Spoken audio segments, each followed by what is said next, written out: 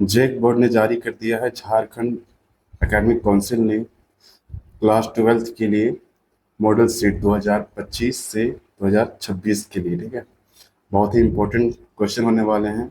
Subject है history का। ठीक है, हिस्ट्री का आज हम लोग 30 का 30 क्वेश्चन करेंगे। ठीक है, चलो देखते हैं, शुरू करते हैं। पैटर्न कुछ इस तरह से रहेगा, सब्जेक्टिव और ऑब्जेक्टिव दोनों आएगा। ठीक है, टोटल 80 नंबर के लिए रहेगा और 3 घंटे का समय रहेगा, है ना। क्लास 12 के लिए है और इसमें 30 जो है 30 नंबर का ऑब्जेक्टिव होगा। ठीक है, और बाकी जो बच जाएगा 50 वो होगा सब्जेक्टिव। चलो शुरू करते हैं, देखते हैं क्या क्या और है। जिसमें से 2 नंबर वाले क्वेश्चन, है ना, 2 नंबर वाले क्वेश्चन भी है, 6 प्रश्न। उसके बाद है 3 नंबर वाले भी है प्रश्न, और वो भी 6 है। ठीक है, और है 5 नंबर वाले। 5 नंबर वाले क्वेश्चन है 4 प्रश्न। 4 प्रश्न बनाना है। ऑप्शन में तो बहुत ज़्यादा रहेगा, लेकिन उनमें से 4 ही बनाना है। ठीक है, और 2 और 3 नंबर के क्वेश्चन को कितना 6 बनाना है। ठीक है, तो चलो शुरू करते हैं हम लोग ऑब्जेक्टिव। हम लोग पहले ऑब्जेक्टिव करते हैं। तो पहला क्वेश्चन है, हड़प्पा सभ्यता में कौन सा पशु अज्ञात था। ठीक है, हड़प्पा सभ्यता जो था, यानी मोहनजोदाड़ो, हड़प्पा वगैरह वगैरह जो है, यानी जिसको सिंधु सभ्यता भी कहा जाता है, उसमें कौन सा पशु ऐसा था जो अज्ञात था। अज्ञात का मतलब होता है जिसका खोज या फिर जिसके बारे में जानकारी लोगों को नहीं था। गाय के बारे में था, हाथी के बारे में था, कुत्ता के बारे में था, घोड़ा के बारे में जानकारी नहीं था। तो ऑप्शन बी हो जाएगा सही आंसर। ठीक है, नेक्स्ट चलते हैं। अब बोले हड़प्पा की खोज किस ईस्वी में हुई है। हड़प्पा की जो खोज हुई है वो हुई है 1921 ईस्वी में। ठीक है, मोहनजोदाड़ो की खोज हुई है 1922 ईस्वी में। ठीक है, एक दयाराम साहनी और एक राखल दास बनर्जी। तो हड़प्पा की खोज किया है दयाराम साहनी ने, और मोहनजोदाड़ो की खोज किया है राखल दास बनर्जी ने। ठीक है, फिलहाल हड़प्पा का बात बोला है, इसलिए यहाँ पे हो जाएगा ऑप्शन सी 1921। अब अगला क्वेश्चन है, सिंधु सभ्यता के घर किससे बनाए जाते थे। जो सिंधु सभ्यता में जो घर बनाए जाते थे वो ईंट से बनाए जाते थे, या फिर बांस से बनाए जाते थे, या पत्थर से, या फिर लकड़ी से। ठीक है, तो सिंधु सभ्यता लगभग 8000 ईस्वी पूर्व की कहानी है, इसलिए बहुत सारे लोगों को लगता होगा कि बांस, पत्थर या लकड़ी से बनता होगा, लेकिन गलत है। उस समय भी ईंटें थी। ठीक है, वो एक शहरी सभ्यता थी, एकदम पूरी तरह से शहरी। ठीक है, अब आगे देखते हैं। तो घर कैसे बनते थे, वहां ईंटों से बनते थे। ठीक है, क्वेश्चन नंबर 4 कह रहा है, मौर्य काल में किस लिपि का सर्वाधिक प्रयोग किया गया है। तो मौर्य काल में सबसे ज्यादा लिपि का जो प्रयोग हुआ है, लिपि का मतलब होता है जिसमें लोग लिखते हैं। ठीक है, जिस चीज से लिखते हैं, जैसे उर्दू को लिखते हैं लोग राइट से लेफ्ट की ओर, हिंदी लिखते हैं लेफ्ट से राइट की ओर। ठीक है, इस तरह से। तो उसमें जो लिपि का प्रयोग किया गया था मौर्य काल में, वो था ब्राह्मी लिपि। ठीक है, इसका आंसर हो जाएगा डी ऑप्शन। नेक्स्ट क्वेश्चन देखते हैं, अष्टध्यायी की रचना किसने की है। अष्टध्यायी की रचना जो की है वो पाणिनि ने की है। ठीक है, ये अष्टध्यायी एक पुस्तक का नाम है। ठीक है, जिसकी रचना किसने की है, पाणिनि ने की है। ठीक है, अब आगे हम लोग चलते हैं। मौर्य साम्राज्य के प्रथम शासक कौन थे। मौर्य साम्राज्य के प्रथम शासक थे चंद्रगुप्त मौर्य, जो इसकी स्थापना किए थे। ठीक है, इसका स्थापना चंद्रगुप्त मौर्य ने किए थे। ठीक है, ये एक बहुत ही काबिलियत रखने वाला राजा था। क्वेश्चन नंबर 6 हो गया। अब हम लोग चलेंगे क्वेश्चन नंबर 7। बोला है, कलिंग का युद्ध कब हुआ था। देखो, कलिंग का युद्ध जो हुआ था वो हुआ था सन 261 ईस्वी पूर्व। ठीक है, और ये अशोक सम्राट के द्वारा लड़ा गया था। अशोक सम्राट के द्वारा लड़ा गया था, जिसमें बहुत ही खून रेजी हुई थी, मतलब बहुत ज्यादा मार काट हुआ था। ठीक है, इससे क्या हुआ था कि जो अशोक सम्राट थे उनका हृदय परिवर्तन हो गया था। हृदय परिवर्तन कहने का मतलब अब वो लड़ाई से दूर होने लगे थे। ठीक है, लड़ाई से दूर, और वो सभ्य जीवन, और लास्ट में उन्होंने बौद्ध धर्म को अपनाकर अपनी जिंदगी को शुरू कर दिया था। ठीक है, एक नए सिरे से। उसके बाद इन्होंने लड़ाई झगड़ा छोड़ दिया कलिंग युद्ध के बाद। ठीक है, सन 261 ईस्वी पूर्व में हुआ था कलिंग युद्ध। ऑप्शन नंबर ए सही हो जाएगा क्वेश्चन नंबर 7 के लिए। अब यहाँ पे बोला गया, रामायण में मौलिक हाँ, रामायण में मौलिक रचना का, रामायण के मौलिक रचनाकार कौन है। ठीक है, यानी कि कौन थे, यानी कि रामायण किसने लिखा है। ठीक है, किसने मौलिक रचना का मतलब होता है जिसने पहली बार उसको लिखा था, तो किसने लिखा है, वो वाल्मीकि जी ने लिखा है। ठीक है, तो ऑप्शन सी हो जाएगा। नेक्स्ट क्वेश्चन देखते हैं, महाभारत का युद्ध कितने दिनों तक चला था? तो महाभारत का जो युद्ध था ना, पांडवों और कौरवों के बीच में चल रहा था, वो चला है 18 दिनों तक, ठीक है। ऑप्शन नंबर सी सही हो जाएगा। फिर आगे बोला है जातक कथा में किसके पूर्व जन्म की ये कथाएं संकलित है, ठीक है। जातक कथा जो है उसमें किसके जन्म से पूर्व की कथाएं संकलित की गई है, यानी कि जमा है उसमें, ठीक है। उसके बारे में कहा गया है। तो इसमें हो जाएगा गौतम बुद्ध के बारे में, ठीक है। गौतम बुद्ध की कहानियां उसमें संग्रहित है। अब अगला क्वेश्चन है, थेरवाद किस धर्म से संबंधित है, ठीक है। तो थेरवाद किस धर्म से संबंधित है? तो हो जाएगा बौद्ध धर्म से संबंधित, ठीक है। आगे फिर बोला है रिहिला के लेखक कौन है? तो रिहिला एक पुस्तक है, ठीक है। रिहिला के लेखक इब्ने बतूता थे, है ना। मोरक्को के रहने वाले थे, अफ्रीका तरफ से। तो इनका नाम था इब्ने बतूता, ठीक है। तो रिहिला किताब के लेखक थे इब्ने बतूता। 12 क्वेश्चन खत्म। अब आते हैं 13 में। किसका जन्म स्थान तलवंडी था, ठीक है। तलवंडी एक जगह है जिसमें किसी का जन्म हुआ था, तो वो थे कबीरदास, ठीक है। कबीरदास का जन्म हुआ था तलवंडी में। अब हम लोग देखेंगे क्वेश्चन नंबर 14। बंगाल के प्रसिद्ध संत कौन थे, ठीक है। बंगाल के जो प्रसिद्ध संत थे वो थे चैतन्य महाप्रभु, ठीक है। चैतन्य महाप्रभु, है ना। अब आगे आगे के क्वेश्चन, किस युद्ध के बाद विजयनगर साम्राज्य ध्वस्त हो गया था? किस युद्ध के बाद, यानी कि विजयनगर जो साम्राज्य था वो किस युद्ध के बाद खत्म होने के कगार पे आ गया था? तो वो है तालीकोटा का युद्ध, ठीक है। इस युद्ध के बाद क्या हो गया था? विजयनगर साम्राज्य खत्म हो गया था। अब 16 नंबर का क्वेश्चन कह रहा है, मुगल काल में सर्वाधिक उपजाऊ भूमि को क्या कहा जाता था? तो मुगल काल में जो भूमि थे उसमें पोजल, चाचर, परती, बंजर, ये सारे भूमि के प्रकार थे, ठीक है। लेकिन जो सबसे बेहतर किस्म का भूमि था वो था पोजल। पोजल भूमि में बहुत सारा ये क्या बोलते हैं, फसल उगता था, ठीक है। फसल बहुत ज्यादा होता था किसमें? पोजल में, ठीक है।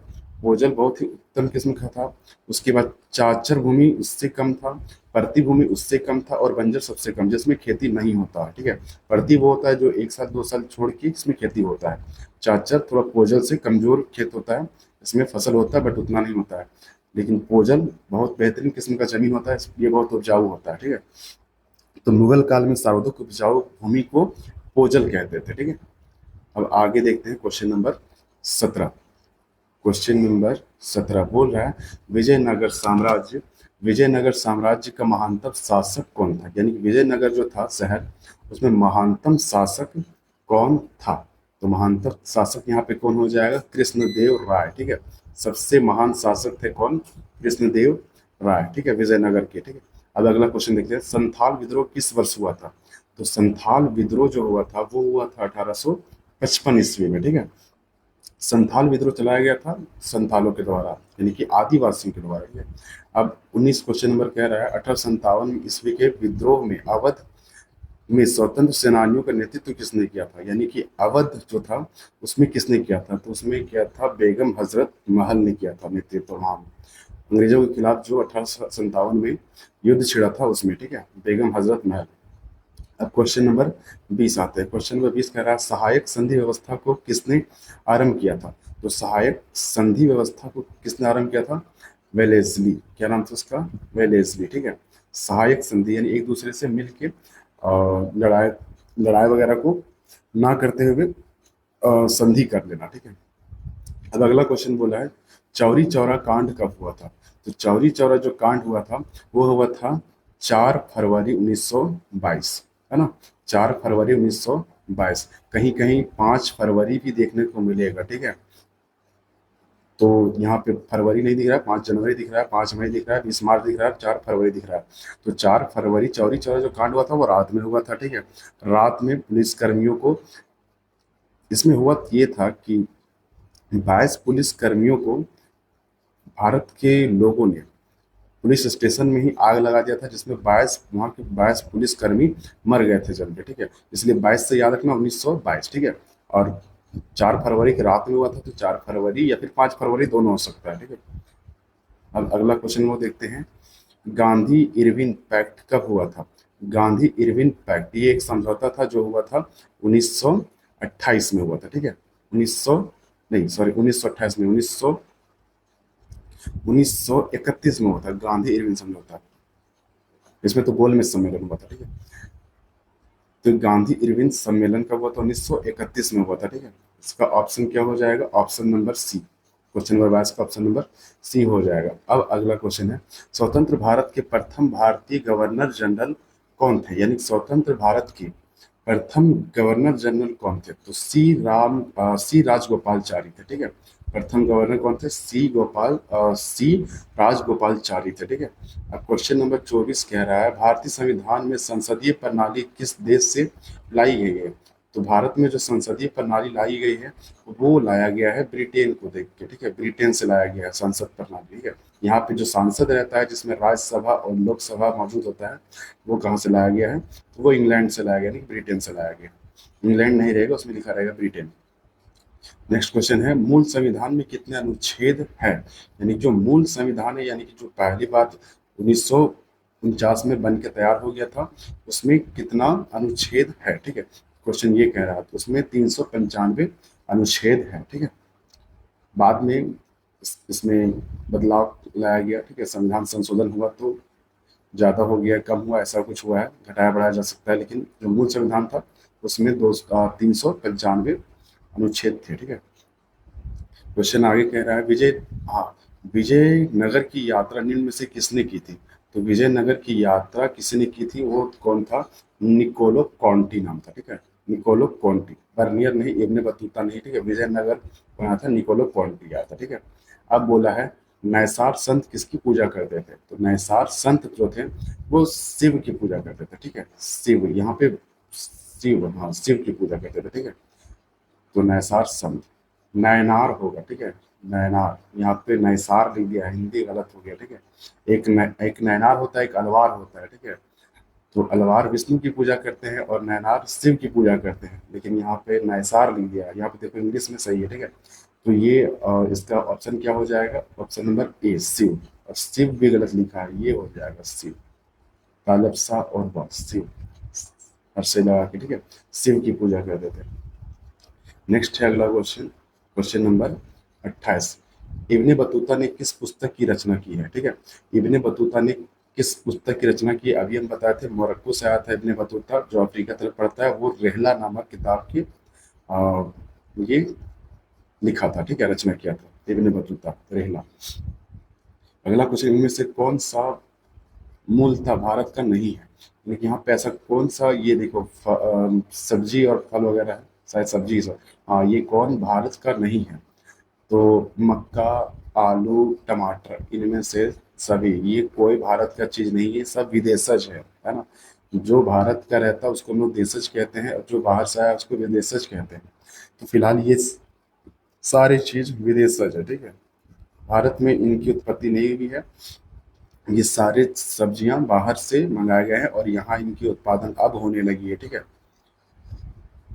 अब बोला है, तंबाकू पर किस शासक ने प्रतिबंध लगाया था? ठीक है, तंबाकू पर जहांगीर ने प्रतिबंध लगाया था, लेकिन सबसे ज्यादा तंबाकू का सेवन करने वाला जहांगीर ही था, ठीक है। लेकिन इसने अपने साम्राज्य में, अपने शासनकाल में लोगों पर तंबाकू के लिए प्रतिबंध लगा दिया था, ठीक है। कौन? जहांगीर, ठीक है। तो 30 क्वेश्चन कंप्लीट हो गया, ठीक है। ये हो गया ऑब्जेक्टिव। अब आएगा सब्जेक्टिव। अगर किसी को सब्जेक्टिव का भी क्वेश्चन का आंसर चाहिए तो कमेंट में जरूर बोले, यस करें, ठीक है।